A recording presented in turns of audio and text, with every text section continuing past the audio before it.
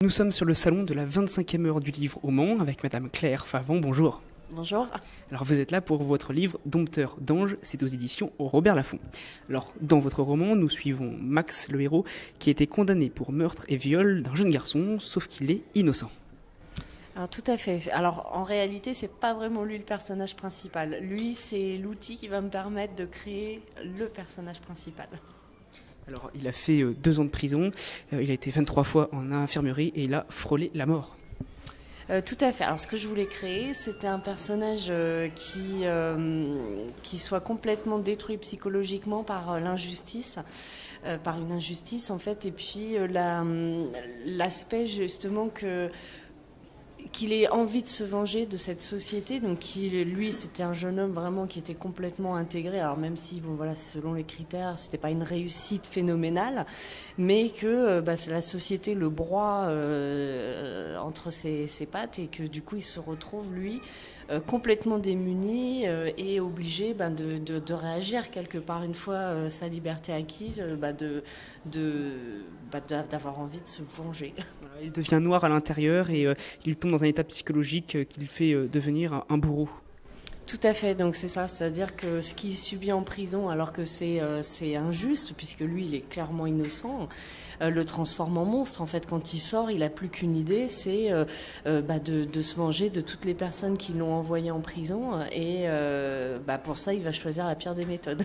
On va parler de cette pire des méthodes, donc il va utiliser des enfants, il va s'attaquer aux enfants, il devient un dompteur d'anges. Tout à fait, donc c'est... En fait, ce livre est une réaction en fait, post-attentat. C'est-à-dire que je voulais travailler sur l'endoctrinement, mais sans parler d'attentat, justement.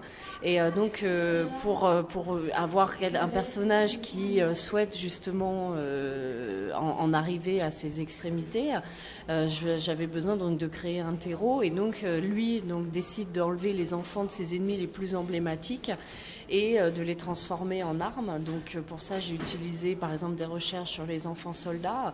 Alors, j'ai éliminé certains paramètres qui existent, mais tout le reste, c'est quand même des techniques qui sont actuellement utilisées pour créer des enfants soldats. Et donc, c'est ces enfants qu'il va envoyer accomplir sa vengeance à sa place. Donc, ces enfants, on peut comparer ça aux martyrs, en fait. Les enfants, on peut parler de Daesh parce que c'est ce qu'on connaît le plus. Voilà, ça ressemble à ça. Alors, oui, mais il n'y a pas d'idéologie religieuse derrière. Là, c'est vraiment en fait une haine de la société qui leur est inculquée. Et du coup, voilà, c'est plus pour moi la notion d'enfant soldat que de martyr. Mais c'est plus l'aspect psychologique en fait de l'acte. Alors votre livre, on peut le mettre comment? C'est un roman noir, un thriller, psychologique? Ouh là là. Il fait un petit peu de tout parce que je pense que le noir est un petit peu de critique de la société dans certains de ses aspects, pour l'aspect thriller parce que bon, généralement les gens aiment bien tourner les pages vides pour savoir ce qui va se passer, psychologique parce que ça reste ma patte quand même, c'est ça que j'aime traiter dans mes livres, donc bon, un petit peu de tout. Alors une vengeance elle n'est jamais légitime, mais parce que c'est pas la justice, mais pour Max l'horreur qu'il a vécue est telle que pour lui cette vengeance en fait elle devient légitime. Mais je pense que pour celui qui a envie de se venger, c'est toujours légitime. Après, c'est la société qui juge que c'est pas légitime. Et dans une société dite civilisée, forcément, c'est à la société de trouver les moyens de venger légalement les personnes. Lui choisit une voie effectivement totalement, même irrationnelle. Il est plus que haine. Et finalement, à aucun moment, il passe dans la phase pardon. Et à aucun moment, il repasse avec l'idée qu'il a tort.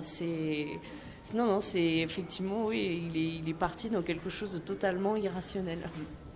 Alors, avoir une critique aussi positive en 4e de couverture que celle d'Olivier Norek, il écrit « Aucune cage ne pourra jamais retenir l'esprit brillant et retors de Claire Favon ». Alors, Olivier Norek, vous l'introduisez aussi dans le livre. Alors en fait c'est devenu une blagounette entre auteurs, c'est-à-dire qu'on est un certain nombre donc, et avec le cercle qui s'élargit, à chaque fois faire une allusion aux copains dans les livres. Donc par exemple Jacques Sausset, Nicolas Lebel, Olivier Norek, Franck Tillier ces derniers temps s'est prêté au jeu. Donc c'est un jeu entre nous en fait.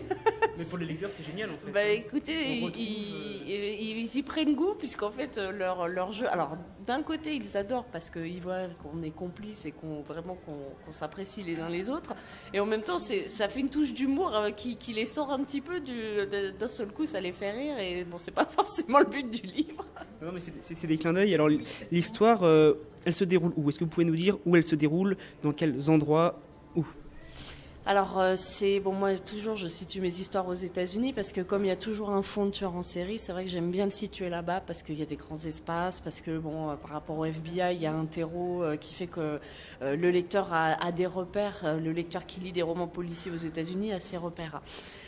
Ensuite, là, moi, ça se passe près de Chicago.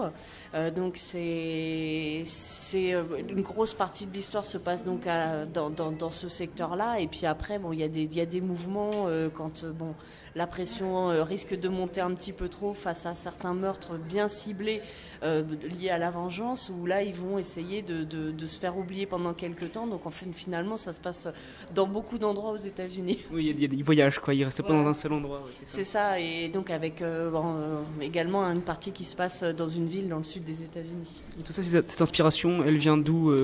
Du vécu, de ce que vous lisez, de ce que vous entendez? Alors là, il y a l'aspect attentat, que j'ai retraité à ma façon romancée, puisque je considère que ça doit rester une histoire. Même si moi, je réponds à une de mes interrogations en traitant du sujet, je veux pas que ce soit indigeste ou trop dur. Et puis, d'un autre côté, oui, effectivement, moi, c'est ce que j'aime lire. Donc, quand j'écris mon histoire, j'essaye de faire une histoire qui, moi, me prendrait aux tripes ou me ferait poser me poserait des questions. Donc, c'est ça qui m'intéresse surtout dans l'écriture de romans policiers. Dans combien de temps vous avez écrit ce livre et quelle est la procédure que vous avez mise en place? Alors moi je travaille sur plan, donc j'écris totalement mon plan, ensuite j'écris mon histoire, je fais les corrections, en gros je fais un livre par an publié à peu près. D'accord.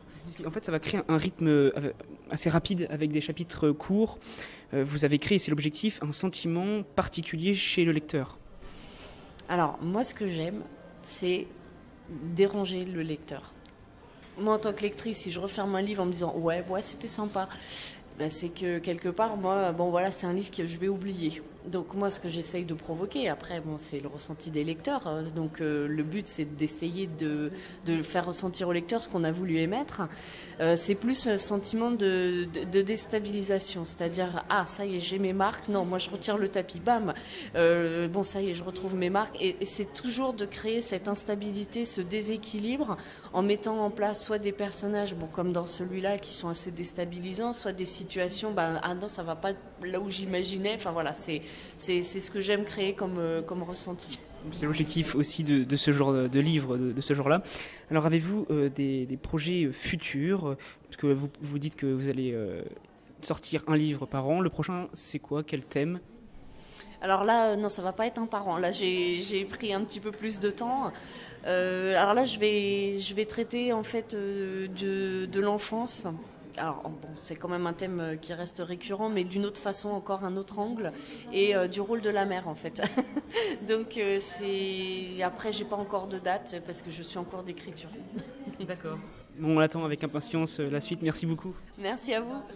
Alors, c'était Claire Favant pour Dompteur d'anges, un livre qui est publié chez Robert Laffont. Nous étions sur le salon de la 25e heure du livre. Merci, à bientôt. Au revoir.